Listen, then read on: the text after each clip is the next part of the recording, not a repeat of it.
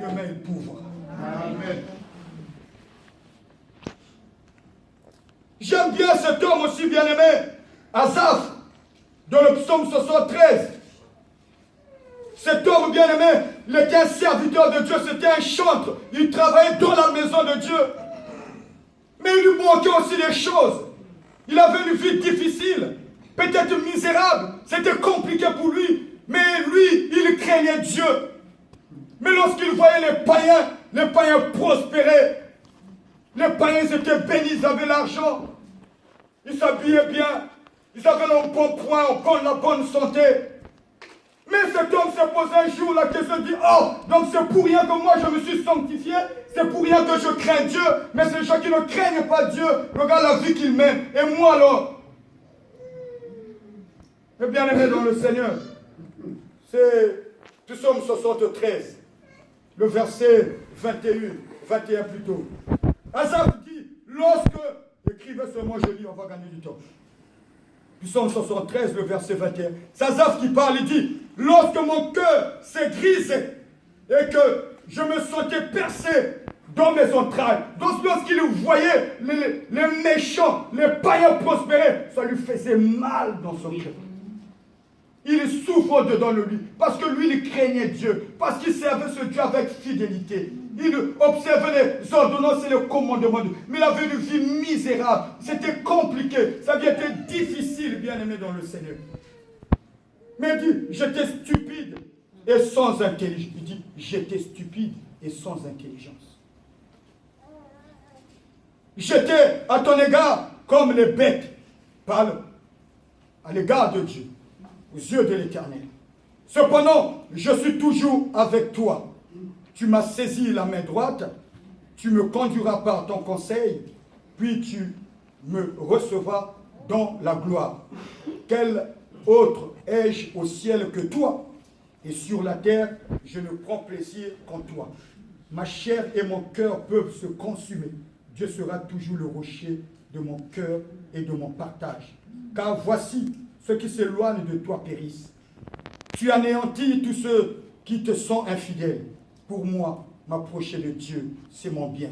Je place mon refuge dans le Seigneur l'Éternel, afin de raconter toutes ses œuvres. Il dit, pour moi, m'approcher de Dieu, c'est mon bien. Peu importe ce que je peux vivre, peu importe ce que je peux traverser, peu importe ma situation actuelle, peu importe mon présent. Mais Zacharie dit, lui me semble bien le plus précieux, c'est demeurer dans la présence de Dieu. Il dit, je place mon refuge dans l'Éternel, afin de raconter toutes tes œuvres. Afin de raconter toutes tes œuvres, parce qu'il savait qu'un jour, Dieu devait faire, et un jour, il devait proclamer, raconter les œuvres de Dieu. Il devait témoigner la grandeur de Dieu. Parce que Dieu lui avait ouvert les yeux, lui avait montré la fin des méchants. Bien aimé, ça ne vaut la peine d'envier les gens. Ça ne vaut la peine de t'inquiéter de tes lendemains. Ça ne vaut la peine de t'inquiéter de ce que tu vas porter, de ce que tu vas manger demain. Mais tu as un Dieu qui n'abandonne point ses enfants. Un Dieu qui nous aime. Tu as un Dieu bien-aimé. Il pourvoira.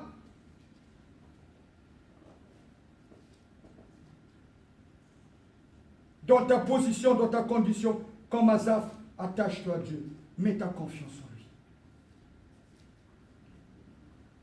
La vie ne nous donne pas tout au même moment, bien-aimé dans le Seigneur. La vie ne peut pas tout te donner au même moment. Tu ne peux pas avoir tout au même moment, c'est impossible.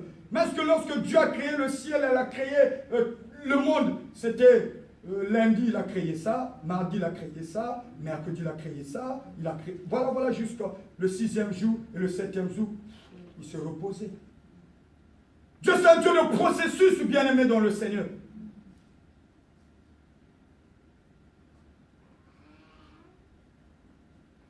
Vous savez, il y a un truc. Tu peux t'inquiéter de ce que tu es, de ce que tu vis, de ta condition. Mais tu sais, bien-aimé dans le Seigneur, Jésus, le Fils du Dieu Tout-Puissant, le Dieu qui a toutes les richesses entre ses mains, lorsqu'il est venu sur cette terre, bien-aimé dans le Seigneur, regardez dans quelle situation il est né. Et lorsqu'il a grandi, qu'est-ce qu'il faisait? Quelle était sa profession? Charpentier. Charpentier, bien-aimé dans le Seigneur. Mais le Fils du Dieu Tout-Puissant, le Dieu qui a toutes les richesses entre ses mains, mais son Fils sur la terre, charpentier. Pas comprendre. Mais bien-aimé dans le Seigneur, Jésus avait passé plus du temps sur cette terre comme charpentier que dans son ministère. Mais au temps marqué par Dieu, lorsque le temps avait sonné, son heure était arrivée. C'était fini, charpentier. Dans toute la ville, on parlait que de lui. Pardon, ne parlait que de lui. Il était devenu grand. Un homme de faiseur de miracles. Quelqu'un qui faisait des exploits. La profession de charpentier était derrière lui. C'était du passé.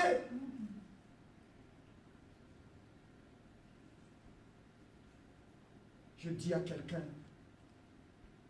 contente-toi ce matin de ce que tu as, de ce que tu es. Contente-toi de ta position. Contente-toi ce matin du peu que tu as. Mais demain, Dieu va changer les choses. Demain, Dieu pourvoira. Ne rentre pas dans la compromission. Ne faisons pas du n'importe quoi. Parce que nous voulons avoir, parce que nous voulons être bénis. Non, ne précipitons pas les choses. Mais il y a un temps. Mais restons dans cette attitude. Contente-toi de ce que tu es. Le contentement. Tous ceux qui ont pratiqué le contentement dans la Bible, ils ont été bénis. Même Sarah, le jour où l'ange a visité Abraham dans la maison, il dit Sarah est où? Sarah est derrière la porte. Il dit l'année prochaine, à la même période, elle tombera enceinte, enfanterait un fils. Sarah derrière la porte, elle riait. À ce moment, se disait, mon serviteur, il est déjà vieux. Et c'est sûr que son corps est usé. Il ne peut plus rien faire. Moi-même aussi vieille. Comment cela va se passer? Le temps marqué par Dieu, Isaac est venu. Mais parce que elle se contentait de cette situation, elle disait, tant mieux. Dieu ne nous a pas fait grâce, il n'a pas donné, c'est pas grave. Mais nous restons fidèles, nous continuons à croire en ce Dieu, à s'attacher à ce Dieu. Mais Dieu, dans sa grâce, l'année prochaine, à la même période, dans sa vieillesse, à 90 ans, il avait donné un fils, Isaac. Car pour le roi des rois. Laisse-moi prier, bien amis.